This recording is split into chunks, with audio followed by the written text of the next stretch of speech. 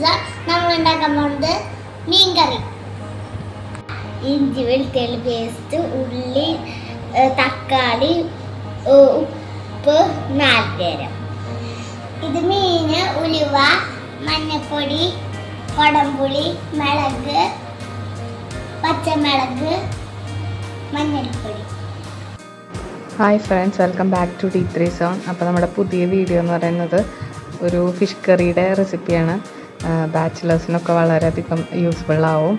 അപ്പം നമുക്ക് എന്തായാലും വീഡിയോയിലോട്ട് പോകാം.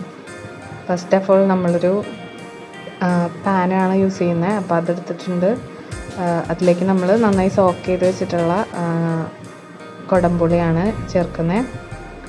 കൊടംപുളിയുടെ വെള്ളവും ചേർത്തിട്ടുണ്ട്. പിന്നെ വേറെ എക്സ്ട്രാ 1 കപ്പ് വെള്ളം ആഡ് ചെയ്തിട്ട് 2 ടേബിൾ സ്പൂൺ ചില്ലി പൗഡറും 1/2 ടേബിൾ സ്പൂൺ മഞ്ഞൾപ്പൊടിയും 2.5 ടേബിൾ സ്പൂൺ മല്ലിപ്പൊടിയാണ് ചേർക്കുന്നത്. പിന്നെ നമ്മളൊരു സബോള അരിഞ്ഞ് വെച്ചത് ആഡ് ചെയ്ത് കൊടുക്കുക. പിന്നെ 2 തക്കാളിയാണ് ഇട്ട് കൊടുക്കുന്നത്. എന്നിട്ട് നമുക്ക് പച്ചമുളക് ആഡ് ചെയ്ത് കൊടുക്കാം. നടു കീറിയ പച്ചമുളക് എല്ലാം കൂടി മിക്സ് ചെയ്യുക. എന്നിട്ട് നമുക്ക് അടുപ്പത്ത് വെച്ച് വേവിക്കാം.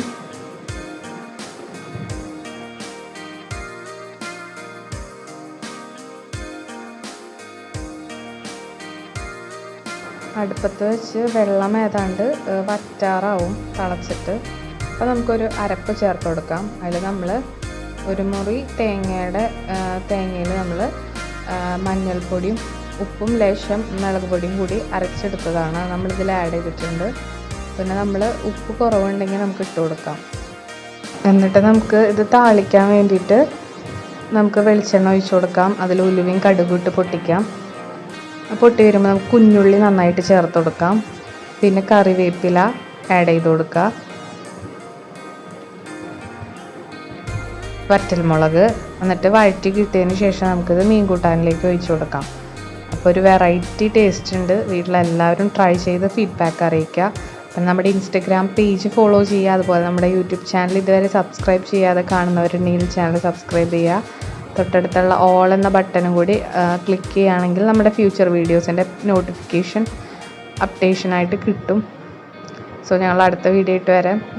അതുവരെ താങ്ക്സ് ഫോർ വാച്ചിങ്.